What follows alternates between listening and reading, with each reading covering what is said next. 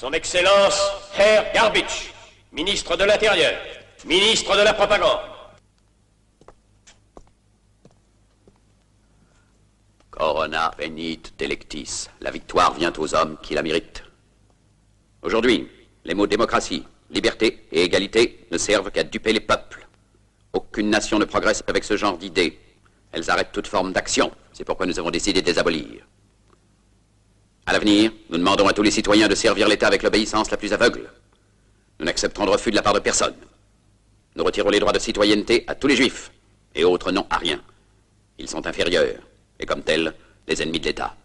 C'est un devoir pour tous les vrais Ariens de les haïr et de les mépriser. Dorénavant, cette nation est annexée à l'empire de Toménia, et le peuple de cette nation devra obéir aux lois toméniennes établies par notre grand chef.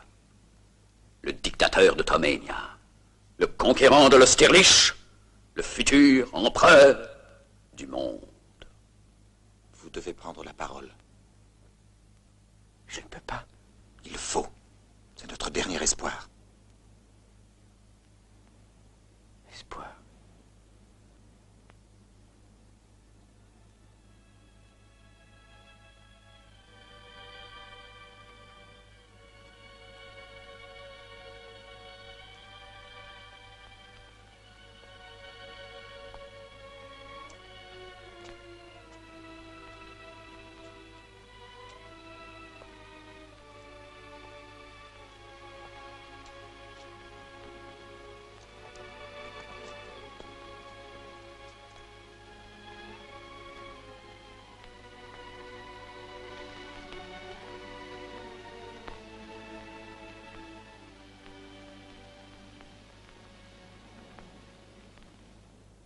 Je suis désolé, mais je ne veux pas être empereur. Ce n'est pas mon affaire.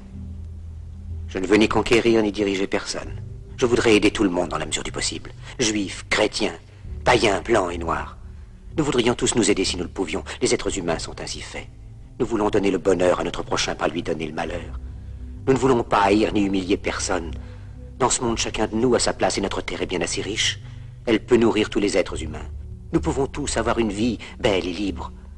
Mais nous l'avons oublié. L'envie a empoisonné l'esprit des hommes, a barricadé le monde avec la haine, nous a fait sombrer dans la misère et les effusions de sang. Nous avons développé la vitesse pour nous enfermer en nous-mêmes. Les machines qui nous apportent l'abondance nous laissent dans l'insatisfaction. Notre savoir nous a fait devenir cyniques. Nous sommes inhumains à force d'intelligence. Nous ne ressentons pas assez et nous pensons beaucoup trop.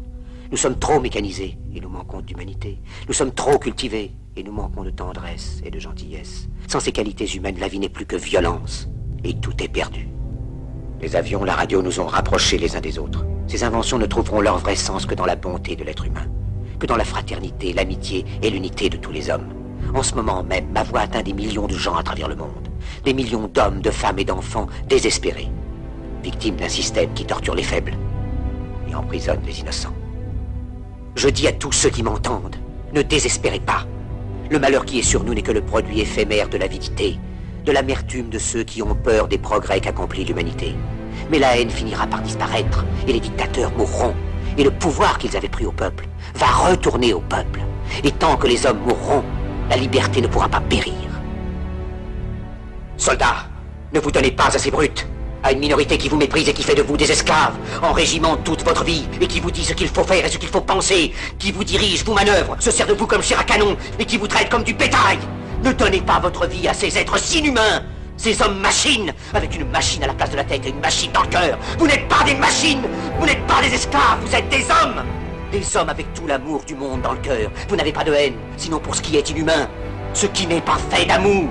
Soldats, ne vous battez pas pour l'esclavage, mais pour la liberté. Il est écrit dans l'évangile selon saint Luc, le royaume de Dieu est dans l'être humain, pas dans un seul humain, ni dans un groupe d'humains, mais dans tous les humains, en vous.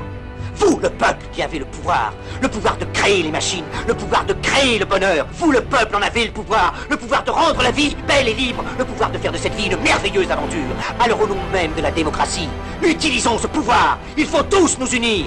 Il faut nous battre pour un monde nouveau, décent et humain, qui donnera à chacun l'occasion de travailler, qui apportera un avenir à la jeunesse et à la vieillesse la sécurité. Ces brutes vous ont promis toutes ces choses pour que vous leur donniez le pouvoir. Ils mentaient. Ils n'ont pas tenu leurs merveilleuses promesses. Jamais ils ne le feront. Les dictateurs s'affranchissent en prenant le pouvoir, mais ils font un esclave du peuple.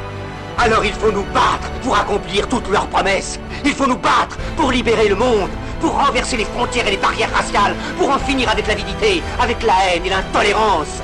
Il faut nous battre pour construire un monde de raison, un monde où la science et le progrès mèneront tous les hommes vers le bonheur. Soldats, au nom de la démocratie, unissons-nous tous!